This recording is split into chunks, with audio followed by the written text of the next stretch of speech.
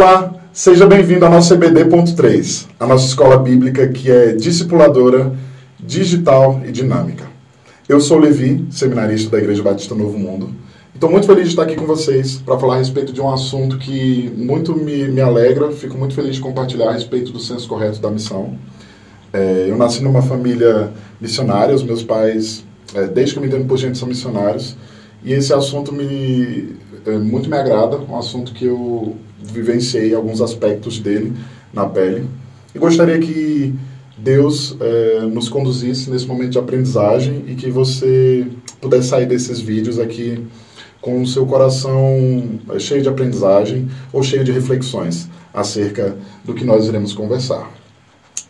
Antes de eu continuar, eu queria fazer uma pausa para falar uma questão. Se você chegou nesse vídeo de maneira inusitada, parou aqui nesse canal sem nos conhecer, convido você a se inscrever no nosso canal, curtir esse vídeo, curtir os outros vídeos. A gente tem uma playlist só com aulas da nossa IBD.3, então confere lá, tem uma playlist só com diversas outras aulas, aproximadamente 20 aulas, em que outros irmãos meus, eles compartilham, e está sendo bem legal, está sendo bem enriquecedor.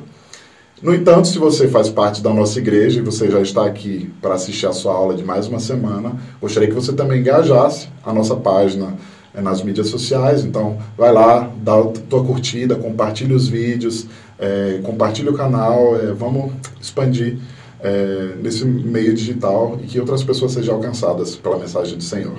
Amém? Como eu falei, a gente vai falar a respeito do senso correto de missão. Para isso, a gente vai pensar sobre a vida de algumas pessoas, vai pensar na trajetória de algumas pessoas que desempenharam alguma missão durante algum período ou durante as suas vidas, pessoas que foram chamadas por Deus, enviadas por Deus para cumprir um propósito específico dele. A gente também vai falar a respeito da nossa dinâmica de igreja enquanto pequenos grupos, vai refletir a respeito das missões mundiais, vários aspectos das missões, e a gente vai desenvolvendo esse diálogo aí, e no meio do caminho a gente vai refletindo. Quando a gente começa a pensar a respeito do senso correto da missão, envolve a maneira como a gente enxerga a missão, envolve a maneira como a gente enxerga aquilo que Jesus nos ensinou, aquilo que Jesus passou o tempo de sua vida com os discípulos ensinando, a respeito de como a gente tem vivido a nossa vida cristã e de como a gente tem entendido a nossa vida cristã. Porque quando a gente fala de missão, a gente está falando de um pilar muito importante da nossa vida, a gente está falando a respeito daquilo que baliza as nossas vidas, né? Então, eu gostaria de começar essa reflexão quando eu comecei a preparar o material para preparar essa aula, eu tive contato com um livro de um escritor chamado Christopher Wright, em seu livro A Missão do Povo de Deus. E lá nesse livro ele afirma que a missão tem em sua essência o senso de enviar e ser enviado. Ao longo da história, muitas pessoas foram chamadas para missões de Deus, várias missões de Deus, né? Deus sempre comissionou homens e mulheres para diversos propósitos. E a gente vai lembrar de algumas pessoas que foram chamadas e enviadas por Deus para cumprir algum propósito que ele definiu. A gente começa se lembrando da vida de José, que foi enviado no início de maneira meio involuntária, para estar numa posição de salvar pessoas durante um período de grande fome.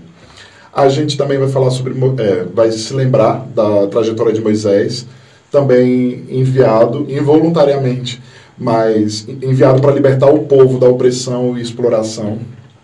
A gente vai falar de Elias, que foi enviado para influenciar o curso da política internacional. Vai falar sobre Jeremias, que vai lembrar de Jeremias, que foi chamado e enviado para proclamar a palavra de Deus. É interessante que tem uma passagem em Jeremias 1,7 que fala: mas o Senhor me disse, não digas eu sou um menino, porque a todos a quem eu enviar, a quem eu te enviar, irás, e tudo quanto te mandar falarás. A gente também não vai se ausentar de falar de Jesus, não vai se ausentar de falar de passagens que ele expressa um chamamento, um comissionamento perante seus discípulos, mas no livro de Christopher, ele fala que Jesus reivindicou para si as palavras de Isaías, que foi enviado para evangelizar os pobres, né? E lá, na passagem que ele destaca, está escrito: enviou-me para proclamar a libertação aos presos e a restauração da vista aos cegos, para pôr em liberdade os oprimidos. Os discípulos, por sua vez, eles foram enviados para pregar e demonstrar o poder libertador e curador do reino de Deus. Na função de apóstolos, eles foram enviados para fazer discípulos, batizar, ensinar. E Jesus enviou-os ao mundo da mesma forma que o Pai enviou até aqui, né? A gente também tem outros exemplos de Tito, que foi enviado para garantir a administração financeira de confiança e transparência. Tem também a vida de Apolo, que foi enviado para ser um habilidoso professor da Bíblia, para alimentar a igreja naquela época. E também estamos cercados de muitos irmãos e irmãs, cujos nomes não foram citados, mencionados, mas eles foram enviados pelo Senhor para serem professores itinerantes, por amor à verdade e ao Evangelho. A gente encontra relato em 3 João, dos versículos 5 a 8. O movimento missionário do livro de Atos começa com uma igreja respondendo a esse impulso divino. Então, pelo envio de Paulo e Barnabé para sua primeira viagem missionária, eles foram enviados para aliviar a fome dos irmãos que habitavam na Judéia. E mais tarde foram enviados para evangelizar e plantar igrejas. Lá em Atos 13:2 diz: enquanto eles estavam adorando o Senhor e jejuando, o Espírito Santo disse: separem-me agora Barnabé e Saulo para a obra que os tenho chamado. Pois bem, a missão de Deus, ela consiste em participar de uma longa e rica tradição de enviar e ser enviado, como eu havia falado, né? Que tem uma origem na Santa Trindade de Deus, porque Deus é o Deus que envia, né? Essa característica é observada, inclusive, na relação entre as 3 pessoas da Trindade, né? A gente tem o Pai, que envia o Filho e o Espírito. A gente tem o Filho, que envia o Espírito aos apóstolos. E a gente tem o Espírito Santo, como aquele que envia Jesus e os apóstolos. Então, né, eu fico pensando na perspectiva de Jesus andando pelo Espírito na trajetória dele na Terra, né? E nisso existe uma vasta gama de atividades sancionadas pela Bíblia, as quais o povo pode ser enviado por Deus para fazer, inclusive, o alívio da fome, ações de justiça, pregação, evangelismo, ensino, cura e administração. Diversos servos de Deus foram enviados como agentes de salvação e mensageiros da revelação de Deus. Para onde nós fomos enviados? Eu te faço essa pergunta nesse momento. Para o mundo, não é mesmo? Dessa forma, devemos estar no mundo sem pertencer ao mundo. E aí eu pergunto outra vez para você, faço uma outra pergunta, né? Qual é a missão de Deus para a sua igreja? Lá no mesmo livro, Christopher Wright responde essa pergunta dizendo o seguinte: não é tanto a questão de Deus ter uma missão para a sua igreja no mundo, mas sim o de ter uma igreja para a missão no mundo. Ou seja, a missão não foi feita para a igreja, mas a igreja foi feita para a missão de Deus.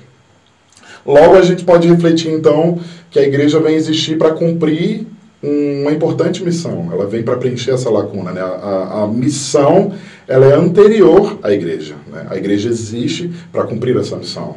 E na sequência a gente vai conversar a respeito do texto de Mateus 28, dos versículos 18 ao 20, que é o texto em que retrata a grande comissão, o momento em que Jesus faz o comissionamento dos seus discípulos. E lá em Mateus 28, 19 e 20, está escrito assim: portanto, ide, fazei discípulos de todas as nações, batizando-os em nome do Pai, do Filho e do Espírito Santo, ensinando-os a guardar todas as coisas que eu vos tenho mandado. E eis que eu estou convosco todos os dias, até a consumação dos séculos. Amém. Que promessa grandiosa, não é mesmo? É a promessa de que Ele estaria conosco todos os dias. Temos também um momento em que Jesus comissiona os discípulos e fala: olha, vocês têm que sair, fazer os discípulos, e têm que batizá-los e ensiná-los a guardar os meus mandamentos. Então, os primeiros cristãos, os cristãos do primeiro século, levaram muito a sério fazer discípulos. Eles viram que isso fazia sentido à luz do ministério de Jesus. Foi isso que Jesus fez. Jesus se envolveu com pessoas no seu ministério e ele gastou tempo discipulando pessoas e conduzindo pessoas a esses entendimentos. Nesse momento, finalizando esse primeiro bloco, essa primeira parte, eu te deixo duas perguntas. O que vem à sua mente quando você reflete sobre a ordem de Jesus para fazer discípulos em todas as nações? Você se considera um discípulo de Jesus? Sendo assim, você está convencido de que a sua existência está atrelada à missão de Deus no mundo? Como a gente acabou de falar, a igreja surge para desempenhar uma missão. A missão é anterior à igreja. Não é mesmo? E se você se considera discípulo de Jesus, você se considera, então, você está convencido que a sua existência está atrelada à missão de Deus no mundo? Pois bem, nos próximos vídeos a gente vai conversar a respeito desses aspectos, a respeito do que nos compete, de como nós temos vivenciado a nossa vida, de como nós temos estabelecido esses processos e como a gente tem observado esse comissionamento que também é para nós, sendo nós discípulos de Jesus, seguidores de Jesus. Que a gente possa caminhar em rumo a algumas descobertas e que você possa se encontrar ansioso para dizer sim a esse comissionamento da parte de Deus.